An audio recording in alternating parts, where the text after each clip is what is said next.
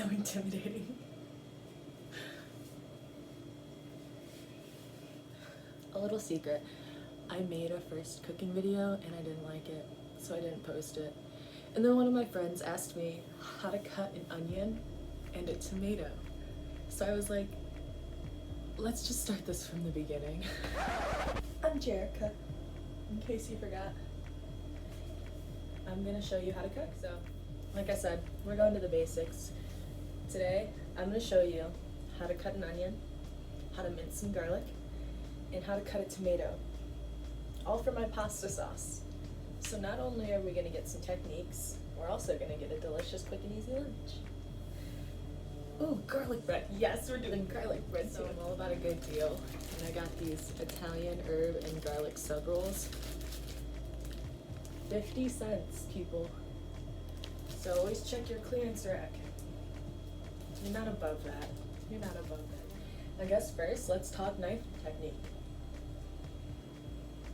Oh, what was it? What was it? Oh yeah, we're gonna go to the bird's eye view. Alright, so today we're using a red onion.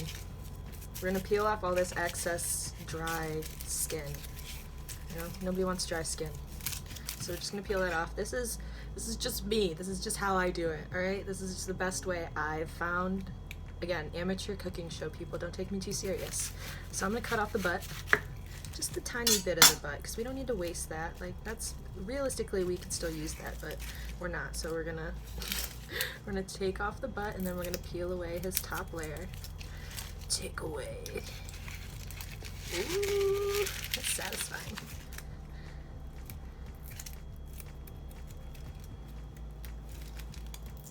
I can't get this last part off.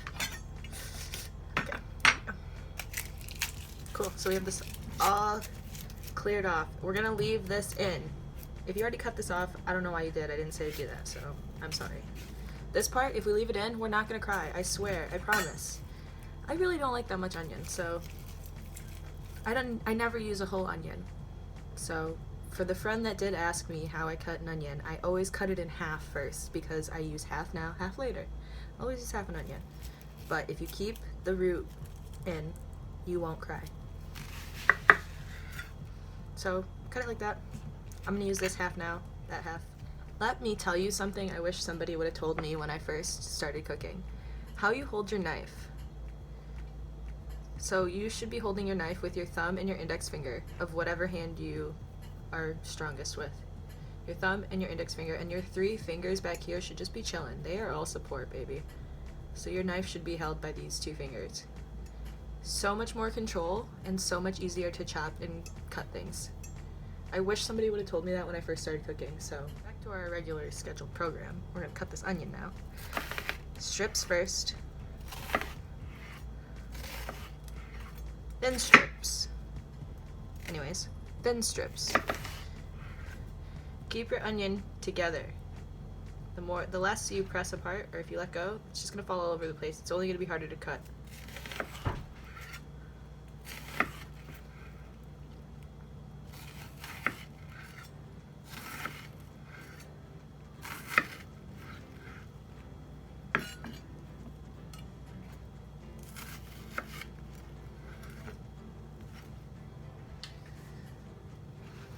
Once you get your slices of onion, just dice it the opposite way. This is where it's very important to go back to what I was saying about holding your knife. Hold it, your thumb and your finger, and let your 3 fingers back here just support it. The easiest way to cut something is to keep the tip of the knife on the board and just let the back end do the cutting.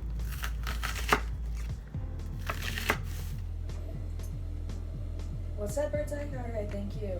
The onion came in. Yep, we got the onion. Up next, we got the garlic. Everybody, bird's eye going back to the garlic. Alright, bird's eye, back for more. Today we're going to do 2 cloves of garlic.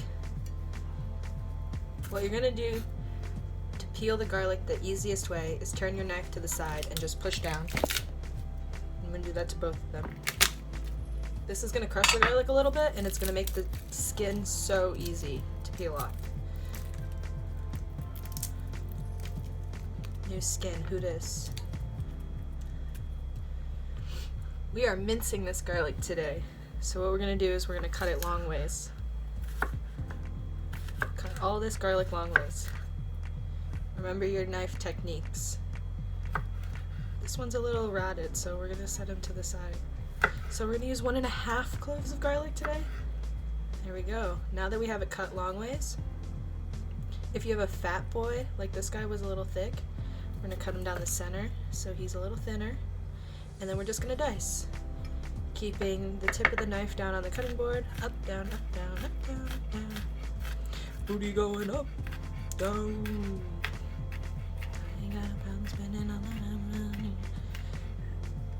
I do not own the rights to those lyrics. And you have minced garlic, my friends. If you want it smaller, just keep going. Just keep going. Make sure you clear it off of your knife carefully. Don't cut yourself, because then you have to start all over and clean everything.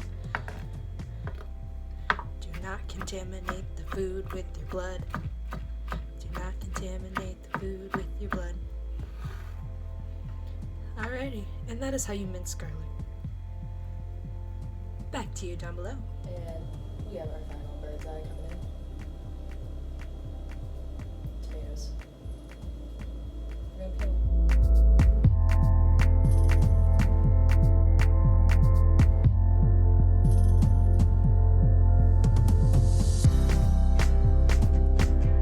Took longer. So peeling the tomatoes took longer than I thought. Apparently you are supposed to roast them first, and then the skin comes off right away. My roommate told me that. And then proceeded to make a bunch of goofy snaps with my roommate, so we're back, and we're gonna cut some tomatoes. My friend always says she struggles with cutting them, so I'm gonna show you. Usually you can do these with the skin on. Just 4 cuts. And 4 cuts the other way. Boom, diced tomatoes, baby. I'm gonna do that with all of them.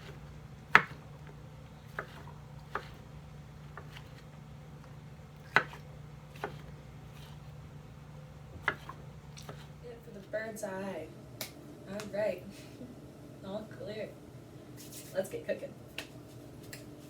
Alright, so we have a pot of boiling water going. We're gonna get that to a boil. Make sure it's salted. We're gonna get our pasta going in that. This was just what was open here at my apartment, so this is what we're making. We're making cut spaghetti. You can use any type of pasta you like. Use your favorite kind. Box of pasta is like $1. Very cheap lunch. Once the water boils, we're gonna add it to it.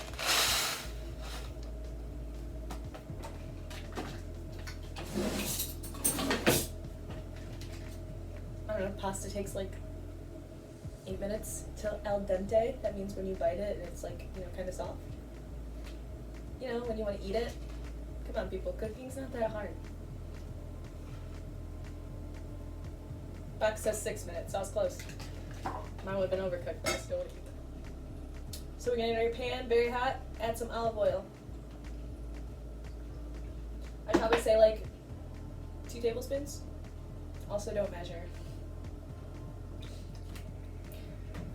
While all this is going on, I put some bread in the oven. I put one of those Italian herb loaves in the oven, right? So I'm cheap, I don't use a pan, so I'm just a piece of aluminum foil because I'm not gonna do extra dishes. It's a little bit crispy and it's hot, and that's what's important. So what we're gonna do is we're gonna use 1/2 clove of garlic on each side, just cut in half.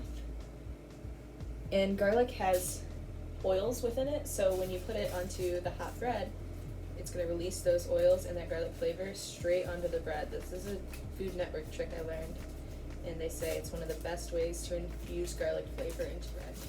So put those cloves underneath my bread so the oils continue to have that garlicky flavor while it cooks. And I just put some butter on top of it and adding some cheese. I'm using sharp cheddar.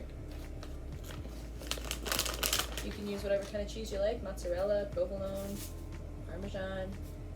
I want some cheesy garlic bread, baby. And then I'm just gonna go ahead and take this Italian herb seasoning we have and just put some of that on top.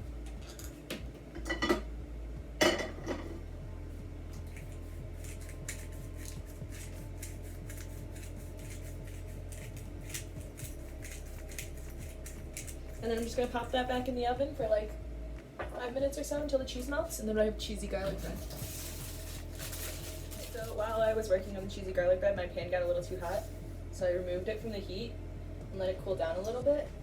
I don't want to burn the garlic when I add it, so I'm gonna let that, kind of cool down a little bit. We're gonna check on our noodles.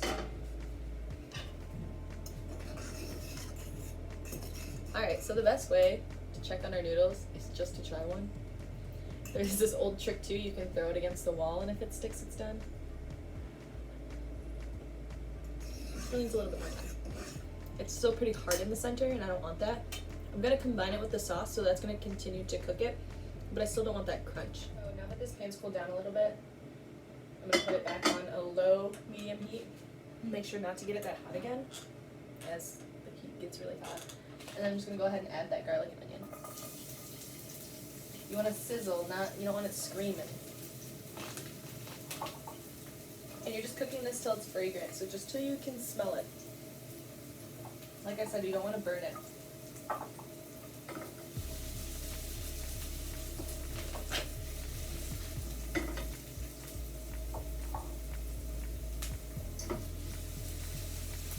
I'm making just enough food for me to eat, so I'm not going to use all that onion that you saw in the bird's eye view. So just note that as you're cooking, make sure you're using proper portions to what you would eat. If you don't like onion, just use a little bit for flavor, because that's how I am. I don't actually like onion, so use the rest of it for the next time you cook.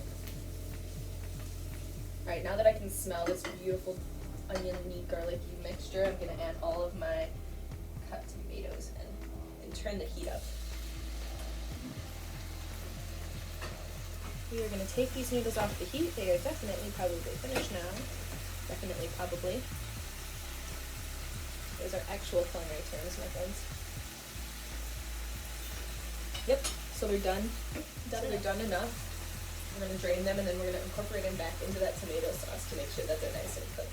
I didn't mention this, but we're going to save a little bit of the pasta water, just in case you need something to thicken it up. So pasta water has a starch from the noodles, and you can use that to thicken up, kind of make it a little bit more saucy.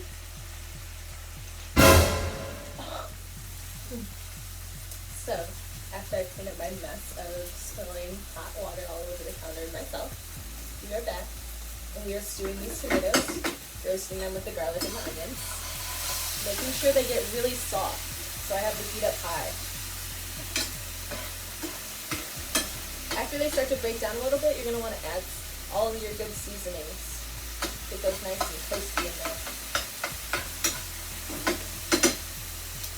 So, we are going to start with good old-fashioned salt and pepper. Salt and pepper. But we're not going to stop there. Seasoning is your friend. I'm going to turn down the heat a little bit because I'm starting to get splashes everywhere. We don't want that. We don't want to make a mess that we're going to have to just clean up. So we're going to break down those tomatoes with that salt and pepper. Alrighty, then we're going to go oregano. We're going to go oregano.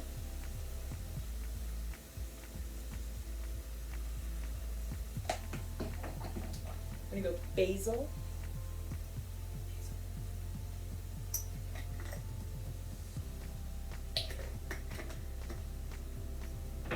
We're going to go back to that trusty Italian herb blend. That's the kicker.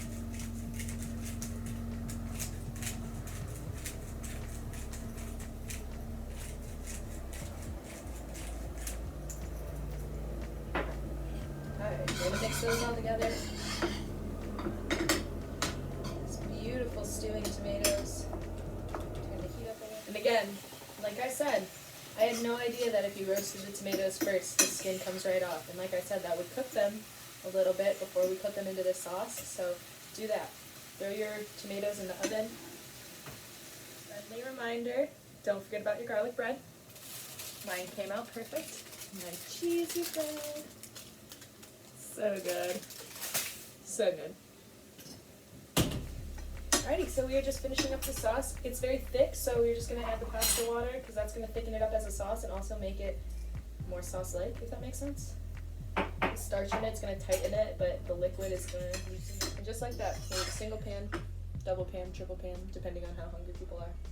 I have a very simple cut spaghetti tomato pasta.